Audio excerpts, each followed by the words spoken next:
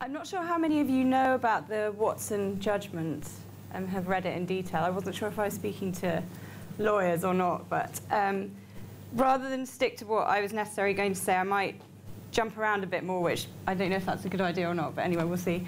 So Watson is very popular among privacy lawyers at the moment. It related to a law about the retention of data by telecommunications operators and the ability to access and to force telecommunications operators to keep it for a specific amount of time. The sort of convoluted history of it is that our opinion anyway at Privacy International is that Britain wanted this kind of legislation, but they were too scared to go to the public in the UK.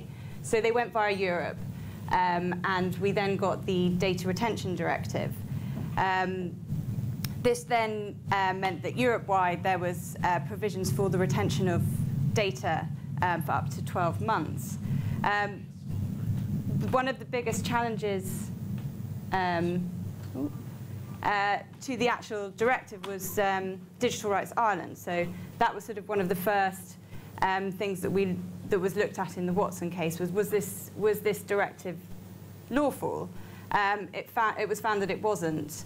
But the UK, obviously, having wanted all this data to be retained, wasn't very happy about this. So then he immediately brought in DRIPA, which was basically the complete equivalent of this law. That was challenged by two MPs, Tom Watson and David Davis. David Davis then withdrew from the litigation when he became a minister. And the judgment came out in December last year. And what the UK government were arguing was that, okay, so you've said that the Data Retention Directive is not lawful, but that doesn't matter. We've got a national regime, and so you can't say that that's unlawful. We can do what we want on the national level. You know, you may have made these decisions in Digital Rights Ireland, that there should be various safeguards. The European Court completely rejected those arguments, and what they set out, which is really interesting in the previous talk, is one of the safeguards is notification. And so that's a really interesting problem. In Germany, they have various forms of notification if you have been surveilled or your data's been accessed. But that's a real problem that then more recently, in a recent Privacy International case concerning Section 94, and I would say DRIPA is a bit of a red herring compared to what the government have really been doing. And so they're out of Watson. So basically, the big picture is the government wanted telecommunications operators to effectively do part of the surveillance. They wanted far easier for them to retain the telecommunications data, the metadata, and then they can just go and request it when they want it, rather than them dragging it all in. Turns out they were actually doing that as well, but that only came out in 2015.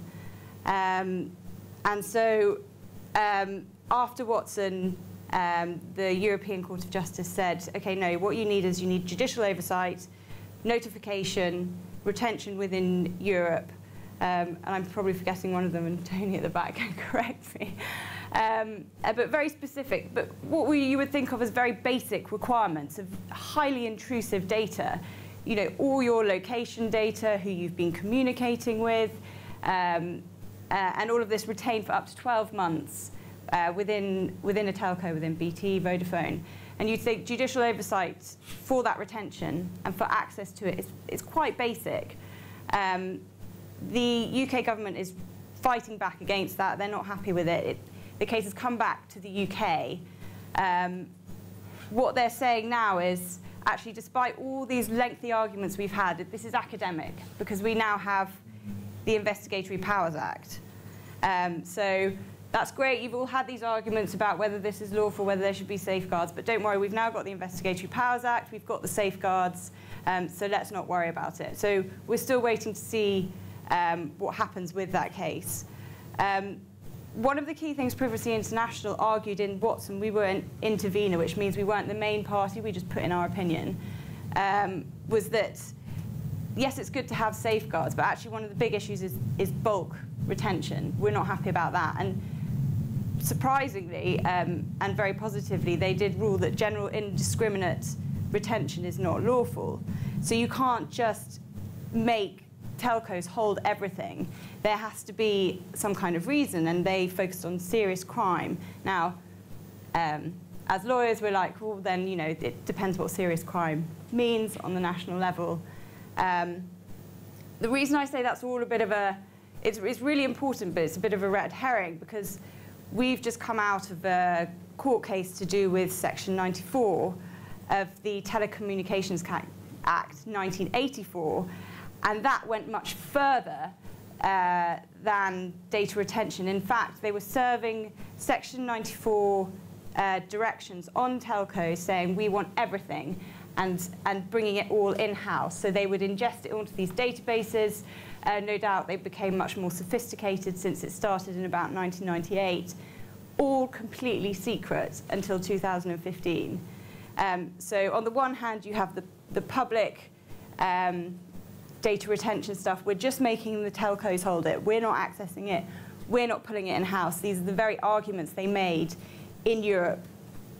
In Watson, we've transcribed it, so you're more than welcome to read it. They said, no, we're leaving it all there. It's all very well protected. But then Section 94 means that actually it's all coming in-house. And in addition to that are these things called bulk personal data sets, which is not just the communications data, it's also the content. Huge amount of secrecy over bulk personal data sets, what they are. They wouldn't reveal it to Parliament during the process of the Investigatory Powers Act debates, and it was through our litigation that we found out a bit more that maybe it's health records, travel data, but it's very, very broad categories. We haven't got any kind of detail exactly what these bulk personal data sets are that are brought in to the intelligence agencies and ingested into a database. What we do know is that they do hold sensitive information, and they hold legally privileged information as well, so content, basically. The way, so our more recent case, which we're arguing, is how does Watson apply in the UK, apart from in relation to data retention by the telcos, in relation to Section 94, and very interesting arguments we had last week, the government saying, none of these safeguards apply to this far more intrusive regime, bringing everything in-house and keeping it, and all having been secret for 10, 20 years. They're also saying that, so their kind of main three arguments are Watson doesn't apply because it's just about crime, it's not about national security, which is wrong, we say. They're also saying, well, we don't really care what Europe says because we want to ignore them, which is an interesting kind of Brexit dynamic. And so I know I'm jumping around a lot, but when we look at things like the Investigatory Powers Act as well, and we think about this case of Watson, these great safeguards, the government say they're in the Investigatory Powers Act. Behind all of that, you have lawyers at Privacy International digging away at what's really going on, because the headlines you see about judgments coming out and strong safeguards often don't reveal the very intrusive practices that are happening. And that is very interesting what was said about oversight, is that actually only the commissioners in the last year have really looked at any of these regimes properly, and there's been serious misuse of data, almost treating these giant data sets a bit like some kind of Facebook, where they can just go and look people up. They've been looking up birthdays, was one that some of the press picked up on, but they were looking up public figures. And if there's no accountability or no mechanism for looking at the data that they are examining, then it's very difficult to have a proper system of safeguards. So the sort of roundabout way of looking at Watson, this great judgment that says there shouldn't be indiscriminate retention, there need to be these safeguards, is to have much more, and people did really try and push hard on the Investigatory Powers Act, but it's to constantly question everything you hear coming out of government in relation to surveillance. And I don't think it, I agree, I don't think it's surveillance or security. I think there is a balance, or, the way they can work together, but there's so much misinformation or lack of honesty from the government, I would say, about what they're really doing. And we're just about to start another case, which is about this secret direction, which came out in one of the disclosures we've got, which we have no idea what it's about. So apparently there's transparency over all the surveillance powers that exist, but it turns out there's still more to be dug up, I guess, in relation to post-Snowden and post-IPA legislation.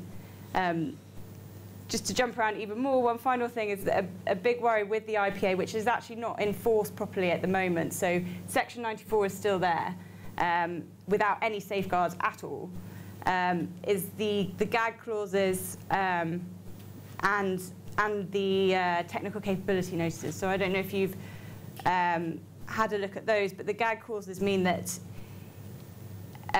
any notification or direction you serve on a telecommunications operator, they cannot challenge publicly. So if you think of the Apple v. FBI case, that could not be public at all. They could not resist publicly the fact that they had been served with this notice that they wanted to resist. So I think whilst it feels like we're moving towards more openness and transparency, when you actually look at the legislation and what's really going on, we seem to be heading into a more secretive surveillance regime, if I can put it that way.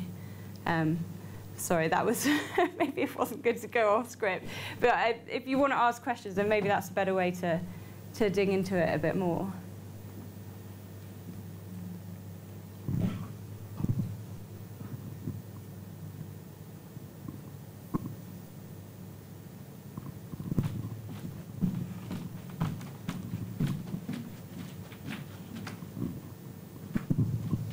Could you say a bit about how our country actually compares with other countries? I mean, is the same thing going on absolutely everywhere? Oh, or are we an exception and we're just obsessed with security right now? That's a really good question. I think there are many ways we differ. I mean, the easy comparison, I guess, is Europe. What we have done, or what the government has done, is to a large extent admitted all their powers they're using now.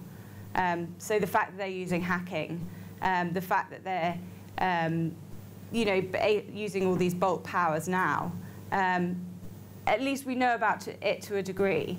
I think that civil society in the UK is very different to, say, Germany or other countries where they're far more sceptical about giving wide-ranging surveillance powers to the government. We follow a lot of European countries as they're, in a way, copying the UK. So Italy's just brought out a hacking bill. I think maybe Austria, but I can't remember. But lots of other countries are doing these things.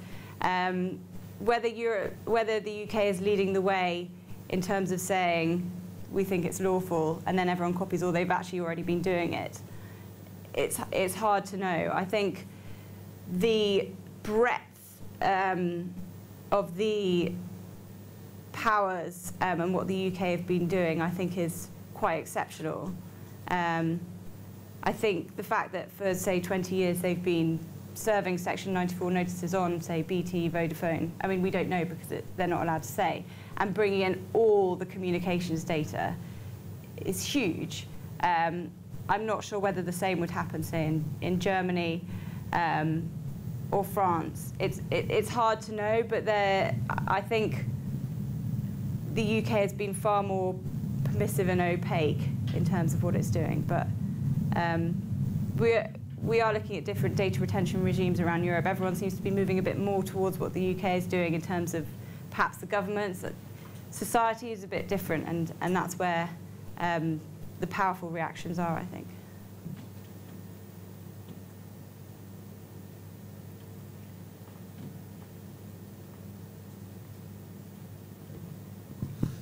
ask another one. So it was mentioned earlier that we know what a totalitarian kind of society looks like because of novels. So what novels do we need now to make sure we know what we're getting into? Is there something more that literature could do to actually help society understand actually what's going on? Do you think I think it could. I think the worry is that the law is pretty dry, and I also think the judiciary, particularly in the Investigatory Powers Tribunal, where all these cases go, it's so far behind technologically. It's just embarrassing when you're sitting in there listening to what they're saying, quite frankly. And they should have technical experts, but in society, I think it needs to be more understood and more digestible. I think even small ways of writing about it to make people understand, well, what does it mean to have all this location data? Like, maybe everyone in this room is very aware that location data is collected about you from your smartphone, but I don't think many people really grasp the implications of that. You know, maybe it needs to be, rather than sophisticated literature, maybe it needs to be some kind of like Mills and Boon things about what happens when someone, you know, there's these big databases of metadata and someone then hacks into it and you find out that, say, an employee of BAE Systems is having an affair and then they get bribed. And what do they then find out from saying, well, if you don't tell me XYZ, Chinese company says this, then I'm going to tell your wife or your husband, and say, what do they reveal? So I think those kind of, you know, those kind of stories that bring it to life a bit more are needed, as well as the more sophisticated literature to engage people. At Privacy International, we try and produce video content and make it more engaging, but I think we do need. I think the trouble is the government response to that kind of thing is, well, we don't look at it all. So they don't say that they don't. They obviously can't collect everything, but they say we don't look at it all. It's all the, you know, it's all just there in case we need it. So I don't know. Yeah, I think we could do, but maybe more sort of lowbrow books because more people will read them, perhaps.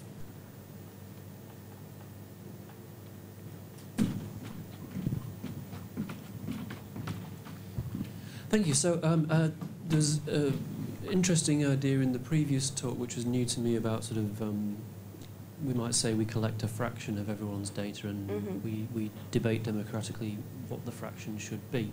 And I wonder if you could say something about that, perhaps in relation to the existing legal context in the UK, and or what Privacy International might think was sensible, because it's never been debated whether it would be fine for us to collect 1 in 1,000 of everyone's emails, as far as I know. One of the problems we find, and I guess this relates to the asymmetry, is there over the last year have been various reports which set out case studies to do with why they need all this communications data. And it's in David Anderson QC has done a report on the bulk powers. We also have, it's on our website, a statement from MI5 which sets out other case studies about why they need everything and they can't put a limit and make it more targeted. So there's a huge pushback against targeted investigations. The trouble is no one has looked through that and said, okay, well actually you said you needed all communications data, but the way that particular investigation played out, you really didn't. That could have been done through targeted. You could have got the location data or cell tower data for that particular area at that time and then made the links and done it this way. And a lot of emphasis is put on urgency, but if you read some of the commissioners' reports, they say, well, actually quite a small amount of the investigations are urgent. So I think what we haven't been able to do and what needs to be done more is really to investigate those case studies and to analyse them and say, do they really show that these bulk powers are necessary? And have you really thought through the consequences of bulk hacking?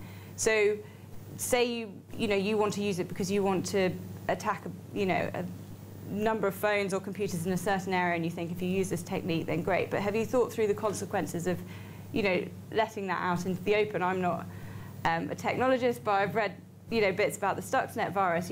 Once you let things out, you can't control them. And I don't think the best computer scientists and technologists work for the intelligence agencies. I don't know that for sure, but I don't think they probably pay them enough. Maybe a couple of people, but so are we trusting GCHQ, MI5, MI6 to do this, and why? I really don't feel they've made the case yet. And a lot of the reports look at the fact that these powers are really useful. But you could say that about anything. If you put CCTV everywhere, if you took everyone's fingerprints from birth, that could be really useful, but that's not the society we want to live in. So that second part, I don't think, has been addressed enough. And everyone's very scared at the moment, so it's quite hard to push back and say, you don't need all these powers. But then when we look at each of the incidents, they seem to have been on the radar. So then you're like, well, where should the resources be spent? So I think those kind of arguments, we haven't had enough, and we need to keep raising with the government, or raising, even with people who could push back. So the Investigatory Powers Act doesn't just cover telecommunications operators, which all the previous legislation did. It covers anyone who could collect data, or basically who has a server or anything like that. The breadth of the powers is far wider because of how we live now and who collects and generates data. So I think there's also a place for those organisations to push back as well and say, well, why do you really need this? Because those conversations often happen in private without us being there, certainly between, say, Google, Apple and the government. So I think, if you're working in that field, there's definitely space for you to push back in different ways or question it in perhaps ways that more publicly is harder.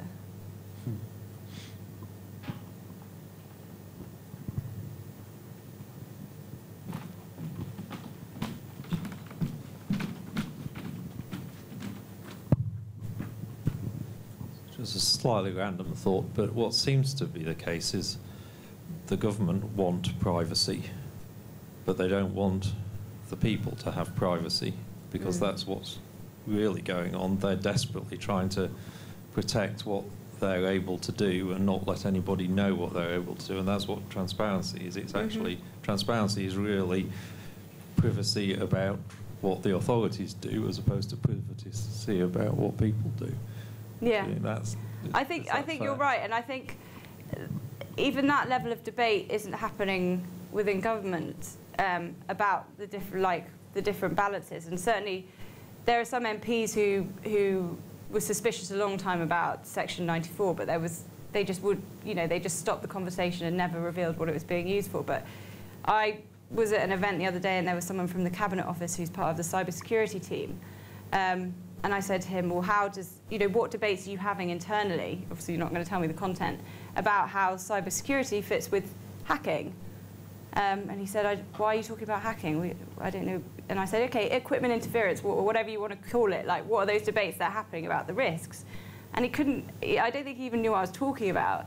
So I think internally there isn't the matchup of the risks and the powers, but also a lot of these powers, so whilst it might be privacy for the government, surveillance for us, it's also a lot of the powers are surveillance for the innocent, because the sophisticated criminals know what they're doing, and the idea that they aren't aware of the different government tactics if they're very sophisticated is possibly not true. And also we see quite basic tactics more recently in terms of what people are using. Whether that's a success of different ways that people have been tackling it, I don't know. But another example is where they say no one, it's awful that we can't access the content of WhatsApp's messages, but then you hear all the politicians are talking to each other using WhatsApp, and when they go into Cabinet Office meetings, they remove all of their watches and everything like that, because they are concerned about breaches to privacy. I mean, what happens when, this is a bit of another tangent, but what happens if they have, say, a Nest in their homes, but they haven't really thought about security, and the obsession is to be able to hack those things if they make it more vulnerable? I don't know if you've seen the Black Mirror series with the bees as well. And there's sort of awful funny bit in it where they're trying to work out how these sort of robotic bees turned against everyone, and it turns out that MI5 wanted a backdoor, so that's quite good to look at, you know, where it could go. But yeah, I think they don't necessarily see it that way. I think, and that's why also internally, you know, I'm sure there's some really great people who work at the intelligence agencies that they can question internally. They go there with a, you know, very strong moral compass about why they're joining these agencies. And they're like, well, why are you doing that? Why is that completely hidden for the public for 15 years? That's not the organisation I signed up to help. So I think, you know, I'd hope by us exposing this as well, it would create people questioning internally within the organisations.